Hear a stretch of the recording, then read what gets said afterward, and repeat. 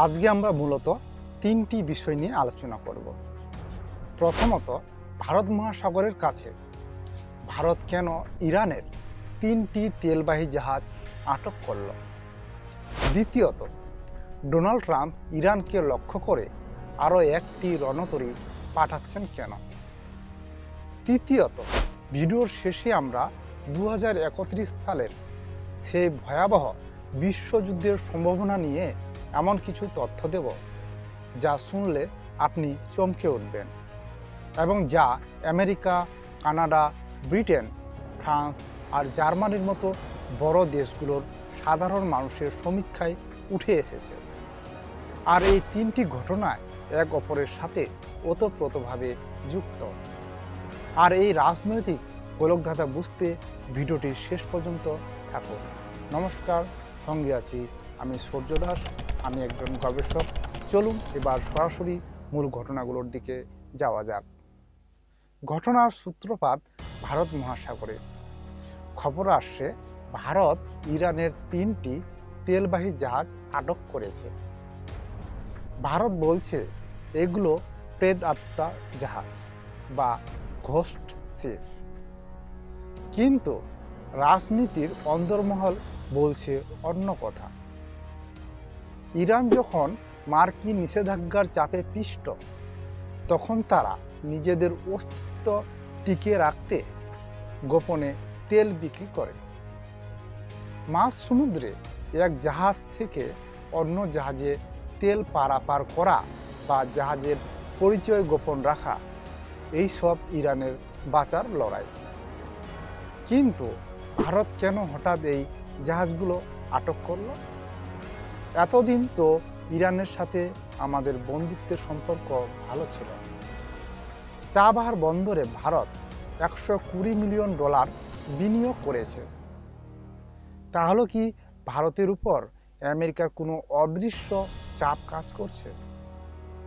প্রধানমন্ত্রী নরেন্দ্র মোদীর বর্তমান বিদেশ নীতিতে ইসরায়েলের সাথে ঘনিষ্ঠতা বেড়েছে। আমরা জানি মধ্যপ্রাচ্যে ইরানের সবচেয়ে বড় শত্রু হলো ইসরায়েল। ভারতের এই জাহাজ আটক করা কি তবে ইসরায়েলকে খুশি করার কোনো কৌশল? তবে রাজনৈতিক বিশ্লেষকরা মনে করছেন ভারত এখানে এক কঠিন ভারসাম্য রক্ষার খেলায় মেতেছে। একদিকে আমেরিকার বন্ধুত্ব, অন্যদিকে ইরানের সাথে পুরনো বাণিজ্যিক টানাপোড়েন। অন্যদিকে এই উত্তেজনার আগুনে ঘি ঢেলেছেন ডোনাল্ড ট্রাম্প। মার্কিন যুক্তরাষ্ট্র ঘোষণা করেছে তারা আরও একটি বিশাল আকারের বিমানবাহী রণতরী পাঠাচ্ছে। জেরাল্ড আর ফোর্ড, এই নামটা এখন ইরানের আকাশে আতঙ্কের প্রতিশব্দ। এর আগে আব্রাহাম লিঙ্কন তো ছিলই, এখন কেন আরও যুদ্ধজাহাজ? আমেরিকা কি তবে সরাসরি ইরানের মাটিতে আঘাত হানতে চাইছে? এখানে একটি গভীর রাজনৈতিক পেঁয়াজ আছে। ট্রাম্প ক্ষমতায় আসার পর থেকেই ইরানের উপর সর্বোচ্চ চাপ দেওয়ার নীতি নিয়েছে। কিন্তু এই চাপের পেছনে শুধু পরমাণু অস্ত্র নয়, আছে বিশ্ব অর্থনীতি কবজা করার লড়াই। ইরান যদি পারস্য উপসাগর বা হরমুজ প্রণালী বন্ধ করে দেয়, তবে বিশ্ববাজারে তেলের দাম আকাশছোঁয়া হবে। আর সেই সুযোগে রাশিয়া ও চীন তাদের আধিপত্য বিস্তার করবে। আমেরিকা এই আধিপত্য রুখতেই তাদের নৌবাহিনীকে ঢাল হিসাবে ব্যবহার করছে। এই রণতরী পাঠানো মানে শুধু ভয় দেখানো নয়, বরঞ্চ পুরো এশিয়া ও ইউরোপের বাণিজ্য পথকে নিজেদের নিয়ন্ত্রণে রাখা। সবচেয়ে ভয়ঙ্কর তথ্যটি দিয়েছে পলিটিকো নামের একটি বিশ্ববিখ্যাত magazine. America, Canada, Britain, France আর জার্মানির মতো বড় দেশগুলোতে তারা এক বিশাল জনমত সমীক্ষা চালিয়েছে। ফলাফল কি জানেন? ব্রিটেনের 43% আর আমেরিকার 46% মানুষ বিশ্বাস করে 2031 সালের মধ্যেই পৃথিবী তার ইতিহাসের সবচেয়ে বড় ধ্বংসলীলা বা তৃতীয় বিশ্বযুদ্ধ দেখবে। কেন এই সাধারণ মানুষগুলো যুদ্ধের কথা ভাবছে? কারণ তারা দেখছে পৃথিবী এখন দুভাগে বিভক্ত।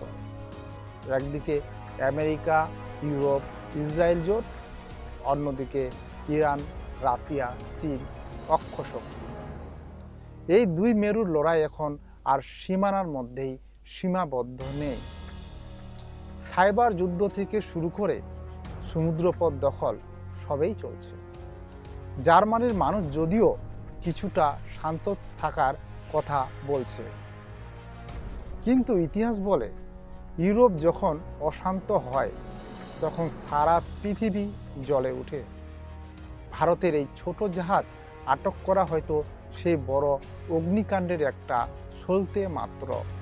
ভারতের জন্য এই পরিস্থিতি মোটেই সহজ নয়।